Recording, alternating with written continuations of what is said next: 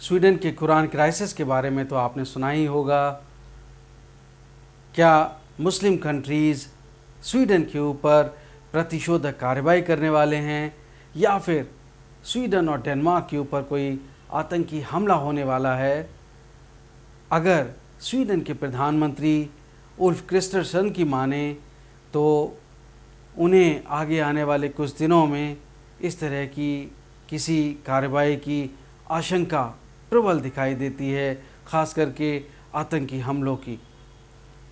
क्या Ulf Kristersson ने कहा है मीडिया को, वो भी मैं बताऊंगा। पर अभी फ़िलहाल स्वीडन में कुरान को लेकर इतना बवाल मचा हुआ है कि अब जितने भी मुस्लिम देश हैं, including OIC, organisation of Islamic countries, और ख़ास करके इराक और ईरान स्वीडन के ख़िलाफ़ हो गए हैं, डेनमार्क के ख़िलाफ़ हो गए हैं। यहाँ तक कि आपने जाना कि 20 जुलाई को तो इराक की जो स्वीडन की एम्बेसी थी इराक में, उसको जला तक दिया गया। और ये सब हो रहा है दो लोगों की वजह से। पहला जो शख्स है वो है Danish Swedish far right activist, जिनका नाम है रैस्मस पालुदान। उन्होंने सबसे पहले जो लेटेस्ट कुरान को लेकर जो हंगामा बरपा है वो शुरुआत करी। उन्होंने कुरान को टर्किश एम्बेसी, जो कि स्टॉकहोम में है, जनवरी में टर्किश एम्बेसी के सामने कुरान को जला दिया। तुर्की से बहुत नाराज़ हो गया और ये सब कार्रवाई जब स्वीडन में हुई तो आप जानते हैं कि स्वीडन, जो कि फिनलैंड के बाद नेटो का 32वां मेंबर बनने के कगार पे है, और नेटो मेंबर बनने के लिए टर्की की उसको सपोर्ट की आवश्यकता है, क्योंकि नेटो मेंबरशिप के लिए ये ज़रूरी है नियमानुसार कि आपके पास सभी नेटो मेंबर्स का पूरा सपोर्ट होना चाहिए, कंसेंट होनी चाहिए।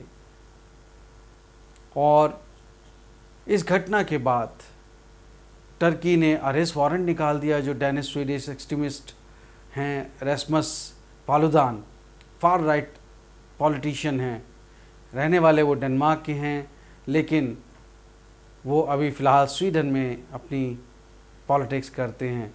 और कुरान जलाए जाने के बाद जो पालुदान हैं उन्होंने कहा कि I have not broken any Swedish law and I have no plans to go to Turkey. जाहिर सी बात है, अब वो far right Danish party Stram Kurs के लीडर हैं और कुरान जलाए जाने के लिए जाने जाते हैं। 2019 से ही उन्होंने कुरान जलाए जाने का ये कार्यक्रम शुरू किया।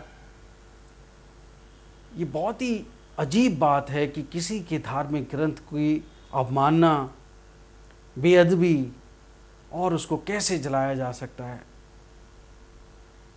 ऐसे कौन लोग हैं जो किसी की धार्मिक भावनाओं को आहत कर अपनी राजनीति चमकाते हैं? ऐसे कौन लोग हैं? इस सब की चर्चा आज मैं इस वीडियो में करने वाला हूं आपके सामने। अब ईस्टर 2022 में ही वो जो है अलग अलग सिटीज़ में गए और स्वीडन की अलग अलग सिटीज़ में उन्होंने कुरान की कॉपीज़ को पब्लिकली बर्न किया। इसके बाद वहाँ पे राइट्स हो गए, वायलेंस हो गई, और ख़ास करके पुलिस के ख़िलाफ़, क्योंकि पुलिस ने ही पालुदान को परमिशन दी थी डेमोन्स्ट्रेशन की। और अभी फ़िलहाल उनके ख़िलाफ़ हेट क्राइम्स को लेकर इन्वेस्टिगेशन चल रही है, क्योंकि कोई भी नेशनल या एथनिक ग्रुप के ख़िलाफ़ अगर इस तरह की कोई बर्निंग हो कुरान की, जैसे मालमो में उन्होंने की 2022 में, तो उसके ख़िलाफ़ हेट क्राइम के अंतर्गत इन्वेस्टिगेशन अभी फ़िलहाल चल रही है। 2020 में पुलिस ने कोशिश की थी कि पालुदान पे बैन लग जाए, वो स्वीडन से आए ना, डेनमार्क से स्वीडन ना आए। हालांकि बाद में ये हुआ कि भाई वो जो पालुदान साहब हैं, उनको स्वीडिश सिटीजनशिप है क्योंकि उनके जो फादर हैं वो स्वीडिश हैं, और पुलिस को मजबूरन वो बैन जो है, प्रतिबंध जो है उनका स्वीडन में एंट्री करने का, वो हटाना पड़ा। लेकिन फिर से इराकी एम्बेसी के बाहर कोपेनहेगन में कुरान जला दी गई, डेनमार्क में।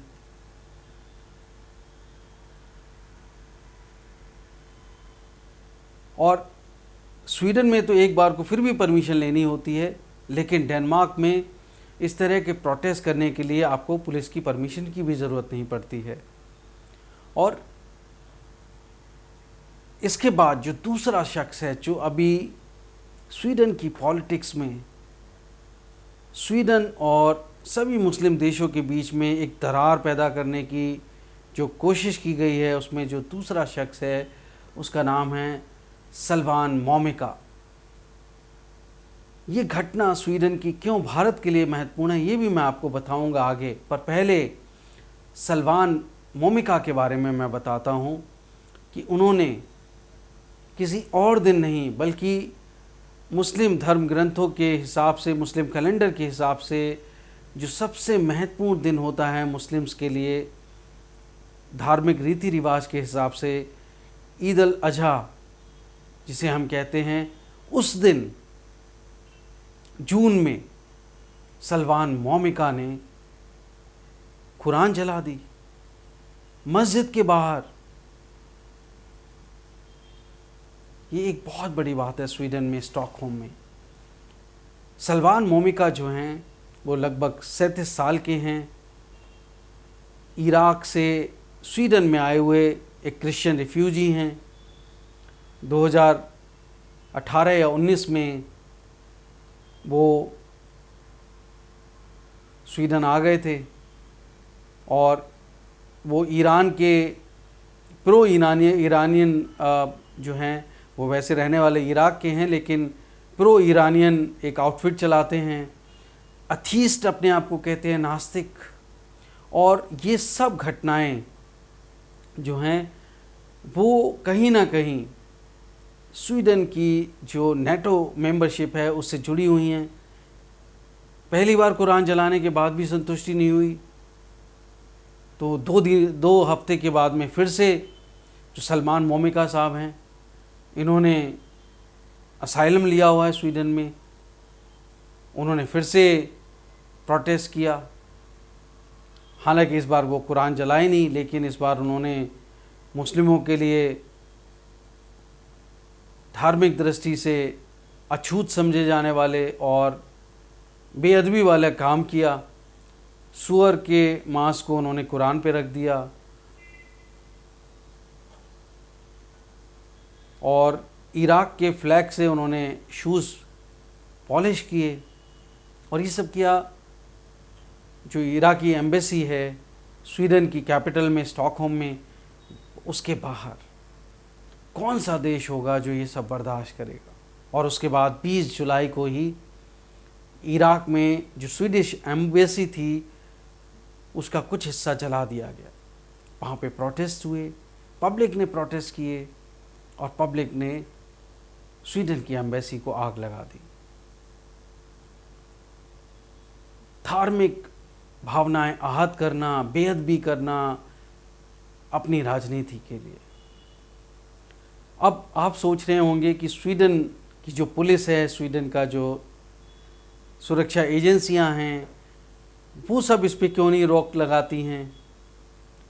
तो इस पे उन्होंने शुरुआत में रोक लगाई, 2 बार उन्होंने कोशिश करी कि इस तरह की कुरान की को जलाया ना जाए, लेकिन बाद में जो कोर्ट था उन्होंने पुलिस के एक्शन को, बैन को ओवररूल कर दिया और परमिशन दे दी कि आप प्रोटेस्ट कर सकते हैं। अब ये सब पूरा इशू जो है, इसके पीछे हिस्टोरिक फंडामेंटल राइट्स हैं जो कि 1766 से चले आ रहे हैं। फ्रीडम ऑफ एक्सप्रेशन स्वीडन में बहुत ही महत्वपूर्ण है।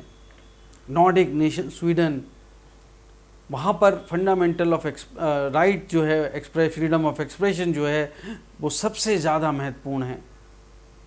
अब आप सोच रहे होंगे कि भाई आपने फ्रीडम ऑफ एक्सप्रेशन के तहत चलिए उनको अधिकार दे दिया, लेकिन ब्lasphemy लॉज भी तो होने चाहिए। दरअसल स्वीडन में ब्lasphemy लॉज भी नहीं हैं। 1970s में ब्lasphemy लॉज को भी स्क्रैप कर दिया गया था, ख़त्म कर दिया गया था। स्वीडन का कॉन्स्टिट्यूशन गारंटी करता है right to freedom of expression किसी भी सब्जेक्ट में, चाहे वो expressions of opinion that questions religious message और that can be perceived as hurtful to the believer, और यहाँ इस केस में मुस्लिम्स। बट जो centre far right led government है स्वीडन की, अब वो ये कोशिश कर रहे हैं, संभावनाएं तलाश रहे हैं क्या किसी लॉ को बदला जा सकता है जिससे कुरान की जो बर्निंग है, उसको जलाने की कोशिशें जो हैं, जो स्टॉकहोम में हो रही हैं, उसको रोका जा सके। तो अब कुरान को जलाया जा रहा है, मुस्लिमों की धार्मिक भावनाओं को आहत किया जा रहा है स्वीडन में। तो स्वीडन अपने आप में अलग अलग मीडिया रिपोर्ट्स अगर आप देखें तो आप पाएंगे कि सभी ये कह रहे हैं, वहाँ के पॉलिटिशियंस कह रहे हैं, वहाँ की सुरक्षा एजेंसियाँ कह रही हैं कि इस कुरान को जलाए जाने की वजह से स्वीडन जो है हायर प्रायोरिटी टारगेट बन गया है टैक्स के लिए। और जो सेपो स्वीडन की सुरक्षा एजेंसी है, सुरक्षा एजेंसी 1 से लेकर 5 पैमाने की रेटिंग पर अभी स्वीडन को इस कुरान को जलाए जाने की घटनाओं के बाद में उन्होंने 3 पर ला दिया है, यानी कि खतरा बहुत बढ़ गया है। पब्लिक ऑर्डर लॉ जो है वो बहुत बड़ा इशू बन गया है। बैन लगाया, लेकिन पुलिस के बैन को कोर्ट ने, जैसा मैंने आपको बताया, वो कोर्ट ने उनको अलाउ कर दिया, इसलिए क्योंकि पुलिस ने कहा था कि इससे सिक्योरिटी को थ्रेट हो सकती है, लेकिन कोर्ट ने माना कि इससे अगर गैदरिंग होती है तो उससे कोई सिक्योरिटी थ्रेट तो है नहीं, और उन्होंने परमिशन दे दी। अब लॉ ऐसा है, अगर गैदरिंग को तभी बैन कर सकते हैं जब आपको पब्लिक सेफ्टी की कोई खतरा हो, लेकिन यहाँ तो कोई खतरा नहीं था उस तरह से। अब सलमान मोमिक को तो दूसरी बार दिया गया, एक ही महीने के अंदर, सेकंड स्टंट था। जैसा मैंने बताया उन्होंने कुरान नहीं जलाई थी, लेकिन स्वीडन और डेनमार्क में इस तरह की घटनाएं, कुरान जलाने की, कुरान की बेअदबी की, ये पहली बार नहीं है। एंटी मुस्लिम वेव है वहाँ पर, और वहाँ पे राजनीति, जो फार राइट एक्टिविस्ट हैं, फार राइट पॉलिटिशियंस हैं, वो एंटी मुस्लिम एजेंडा पे राजनीति करते हैं। कुरान जलाए जाने की घटना या हो, या कुरान की बेअदबी हो, या प्रॉफिट मोहम्मद की बेअदबी हो, ये बहुत संगीन घटनाएं हैं जिसने पूरे मुस्लिम समाज को आहत किया है, उनकी भावनाओं को आहत किया, उनकी धार्मिक भावनाओं के साथ में खेल खेला गया है। और अब देखेंगे कि स्वीडिश विजुअल आर्टिस्ट जो थे लार्स विल्क्स, उन्होंने तो प्रॉफिट मोहम्मद साहब का एक बहुत ही घृणित, मैं कहूँगा उसको, एक कार्टून बना दिया था 2007 में, और इसके बाद ही उनको डेथ थ्रेट्स मिलने लगी थी, उनको जान से मारने की धमकियाँ मिलने लगी थी। और अलकायदा ने, जो इराक में है, उसने तो $1 लाख का रिवॉर्ड उनके मर्डर के लिए रख दिया था। हालांकि जो लार्स विल्क्स से वो मारे गए एक कार एक्सीडेंट में, उनके साथ 2 पुलिस वाले और भी मारे गए, और पुलिस ने हालांकि बाद में इन्वेस्टिगेशन में कहा था कि इससे ये नहीं लगता है कि इसमें कोई और भी शामिल था इस घटना में। अब किस वजह से उनका कार एक्सीडेंट हुआ। अब आप सोच रहे होंगे कि इस तरह से बेअदबी जो है, या प्रॉफिट मोहम्मद साहब का चित्रण नहीं करना चाहिए, ये सब क्यों होता है, ये किसने कहा है कि प्रॉफिट मोहम्मद साहब का कोई पिक्चर ना बने, कार्टून ना बने। तो चैप्टर 42 है, वर्स 11 है कुरान की, जो कहती है कि जो अल्लाह है, जो प्रॉफिट मोहम्मद साहब हैं, वो ओरिजिनेटर हैं हेवंस और अर्थ के, उनकी तरह कोई भी नहीं है, तो इसका मतलब है कि कोई भी इंसान क्यों ना हो, वो अल्लाह की इमेज का चित्रण नहीं कर सकता है, उनकी उनकी इमेज नहीं बना सकता है हाथ से, क्योंकि वो इतने खूबसूरत, उनका ग्रैंडियोर इतना ज़्यादा है कि कोई इंसान की सोच, किसी इंसान की समझ, किसी इंसान की क्रिएटिविटी उस लेवल पे जा ही नहीं सकती है, क्योंकि वो अल्लाह हैं।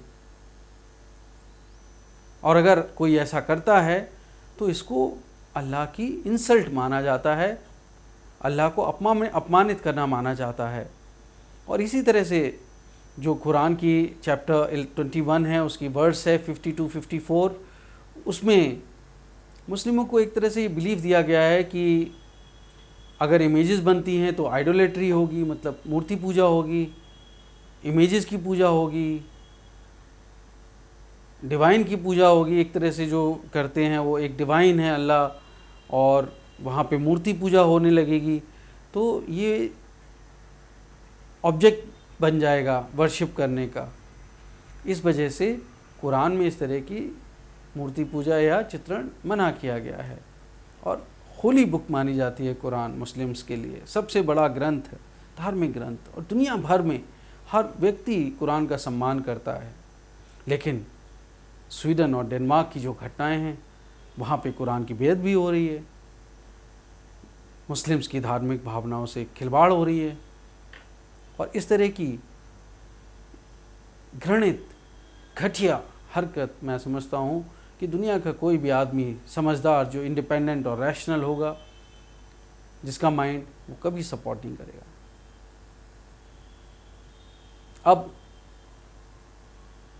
यहाँ पर मैं आपको थोड़ी बात और बता चलूँ कि जो अभी हालात स्वीडन में हैं, तो वहाँ पे जो उनका पब्लिक ब्रॉडकास्टर है SVT, उन्होंने कहा कि एक सर्वे कराया कि भाई कुरान जलाना चाहिए नहीं जलाना चाहिए, तो इस पे उन्होंने एक सर्वे करा लिया। तो 53%, 53% लोग ये कहते हैं, 53% स्वीडिश लोग ये कहते हैं कि होली कुरान को नहीं जलाना चाहिए, बाइबल को नहीं जलाना चाहिए, जबकि 34% ये कहते हैं कि अलाउ किया जाना चाहिए, और 13% ऐसे लोग थे जो कोई निर्णय लेने की स्थिति में नहीं थे, हाँ या ना नहीं बोला जिन्होंने।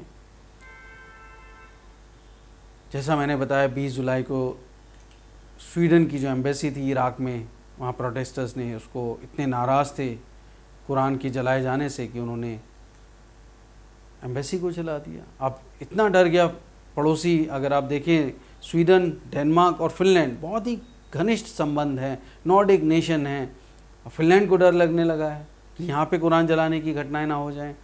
तो उन्होंने तो कह दिया कि हमारे जो उनका पुलिस बोर्ड है, नेशनल पुलिस बोर्ड है, उन्होंने कह दिया कि हम किसी भी कीमत पे फिनलैंड में कुरान के जलाए जाने को अलाउ नहीं कर सकते हैं। तो फिनलैंड ने कह दिया कि इस तरह के कोई भी धार्मिक ग्रंथ हैं उसको जलाना हो सकता है, लीगल हो, लेकिन ज़रूरी नहीं है कि इस तरह के जो स्टेप्स हैं वो अप्रोप्रिएट हों।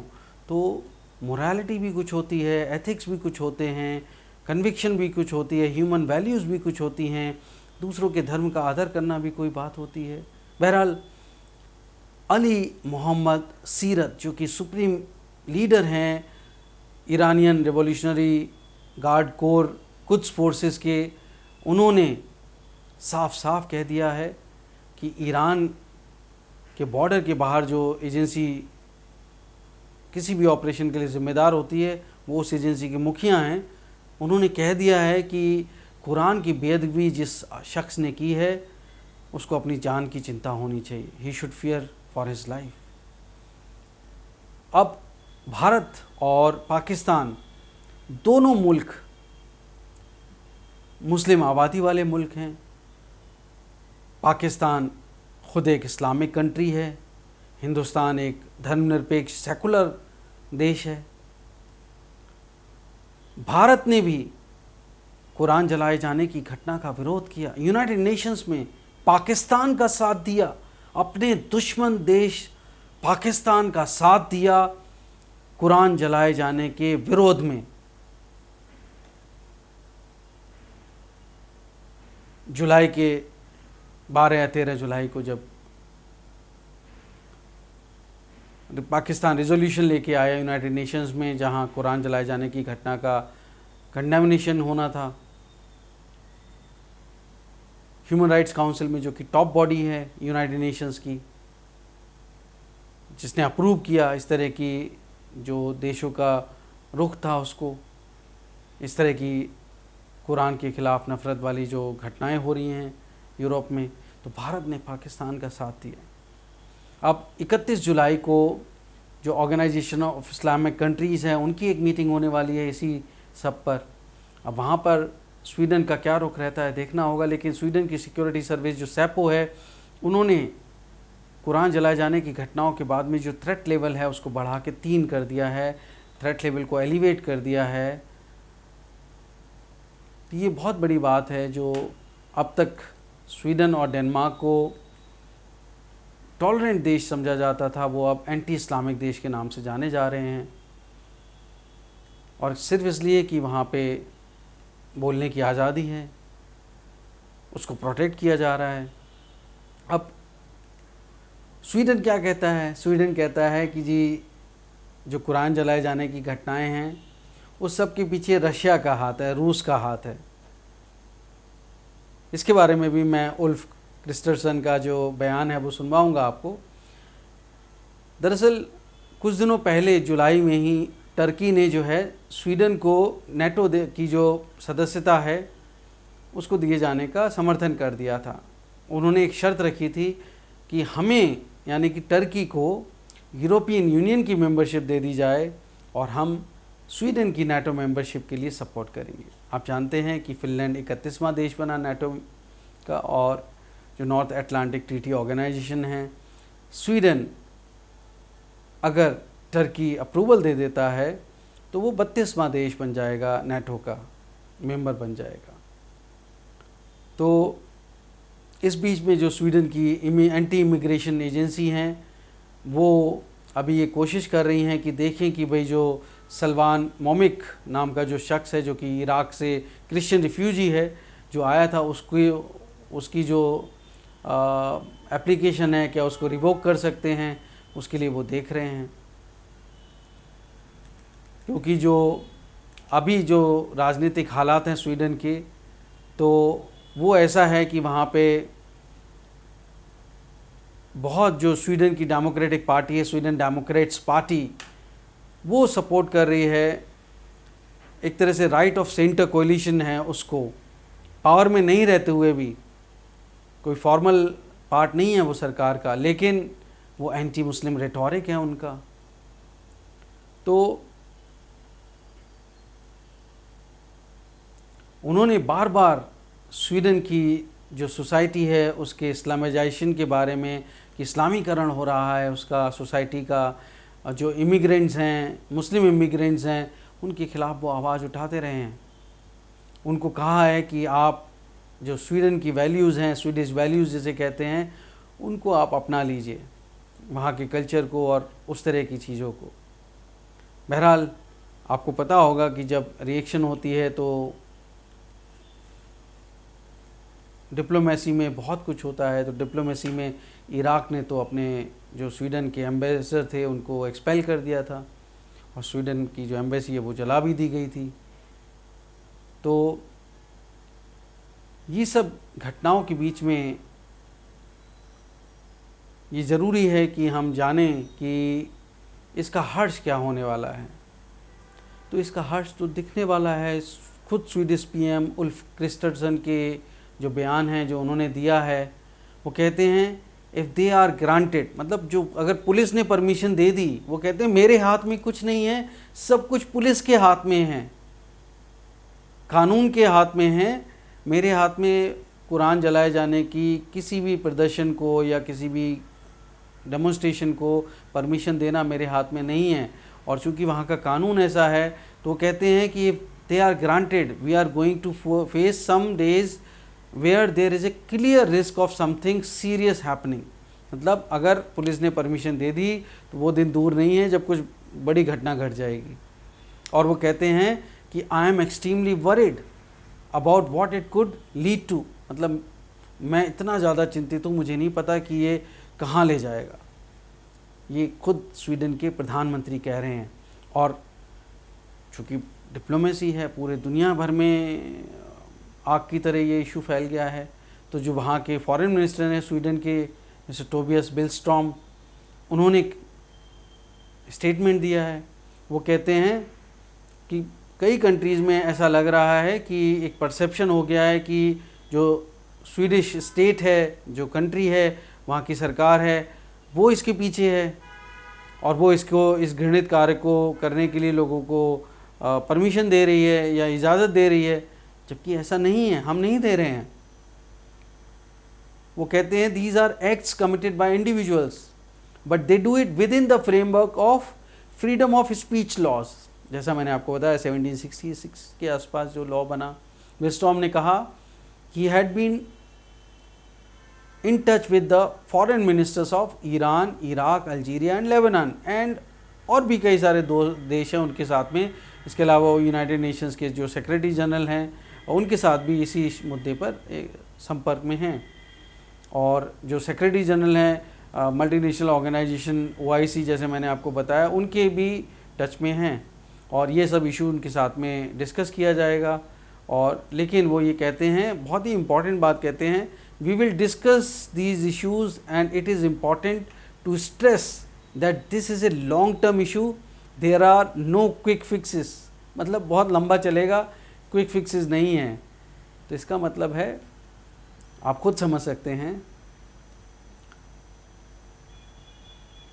वो तो ब्लेम कर रहे हैं कि रशिया इसके पीछे है, एक डिसइंफॉर्मेशन कैंपेन चला रहा है रूस, क्योंकि अगर स्वीडन नेटो मेंबर बन गया तो रूस को ही खतरा है। रूस चाहता नहीं, जैसे वो फिनलैंड को नहीं बनने देना चाहता था नेटो मेंबर, ऐसे ही वो स्वीडन को नहीं बनने देना चाहता। तो अभी जो लोग इस तरह की घटनाएं अंजाम दे रहे हैं, उनका ये आरोप है कि रूस इसके पीछे है और इससे जो देश की छवि है उसको ख़राब करने की कोशिश की गई है। जो वहाँ के मिनिस्टर हैं सिविल डिफेंस के, कार्ल ऑस्कर बोलिन, उन्होंने कहा कि Russia backed actors are amplifying incorrect statements such as that the Swedish state is behind the desecration of holy scriptures. मतलब कि इस तरह का डिसइंफॉर्मेशन कैंपेन चला रहे हैं, इनकरेक्ट स्टेटमेंट जो हैं उसको एम्प्लीफाई कर रहा है रशियन एक्टर्स, जिससे ये लगे कि जो स्वीडिश कंट्री है, स्टेट है, वो इस तरह की बेअदबी के मामलों के लिए ज़िम्मेदार है या उसके पीछे है।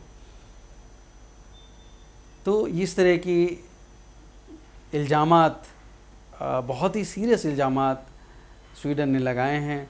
मैं समझता हूँ कि ये डिप्लोमेसी का गेम है, ये जियोपॉलिटिक्स है, जहाँ पर टर्की चाहता है हम यूरोपियन यूनियन के मेंबर बन जाएं और स्वीडन चाहता है हम नेटो के मेंबर बन जाएं। टर्की परमिशन नहीं दे रहा, एक दबाव बनाने की राजनीति चल रही है। तो इस बीच में लोगों की धार्मिक भावनाएं आहत हो रही हैं। लेकिन ये यूरोप के और देशों में फैल सकता है। एंटी इस्लाम, इस्लामोफोबिया जिसे कहते हैं, वो अगर यूरोप के और देशों में फैल गया तो इस्लाम और इस्लाम की बात करने वाले, कुरान की बात करने वालों को एक धक्का पहुंचेगा, नुकसान होगा, मुस्लिम कंट्रीज़ का नुकसान होगा। तो क्या मुस्लिम कंट्रीज़ या ऐसे संगठन अल-कायदा जैसे, वो क्या एक्शन लेंगे, वो किस तरह से रिएक्ट करेंगे, क्या कोई रिप्राइजल होगा, कोई प्रतिशोध होगा? क्योंकि मुस्लिम्स बहुत सेंसिटिव हैं, उनकी भावनाएं जब आहत होती हैं कुरान की बेअदबी को लेके। तो यहाँ पर मैंने आपको भारत का भी रुख साफ किया कि भारत सरकार ने कुरान की बेअदबी पे एक बहुत ही कड़ा स्टैंड लिया, अपने दुश्मन देश के साथ खड़ा हो गया। किसी को भी बेअदबी की इजाज़त नहीं दी जा सकती, किसी भी धार्मिक ग्रंथ के खिलाफ। सभी का धर्म बहुत बेहतरीन है, सभी के धर्मों की इज्जत होनी चाहिए, सभी का धर्म अपने आप में परिपूर्ण है। मैं समझता हूँ किसी को हक नहीं किसी के दूसरे के धर्म की बेअदबी करने का। आप क्या सोचते हैं ज़रूर कमेंट बॉक्स में लिख के बताइए। आप मेरे इस चैनल पर नए हैं तो ज़रूर सब्सक्राइब कीजिए। ये चैनल वैसे नया ही है, जैसा आप जानते हैं। ये यहाँ पर आपको हिंदी में कंटेंट मिलेगा, बहुत ही बेहतरीन कंटेंट मिलेगा किसी भी इशू पे मैं आपको डिटेल में चीज़ें बताऊंगा। आप प्लीज़ ज़रूर सब्सक्राइब कर लीजिए और बेल आइकन जो है उसको प्रेस करके ऑल पे ज़रूर क्लिक कर दीजिएगा, जिससे आपको जो भी नोटिफिकेशंस होंगे आगे आने वाले वीडियोस के वो सब टाइम पे मिल जाएंगे और सबसे पहले आप वीडियो देख पाएंगे। बहुत बहुत धन्यवाद। जय हिंद, वंदे मातरम।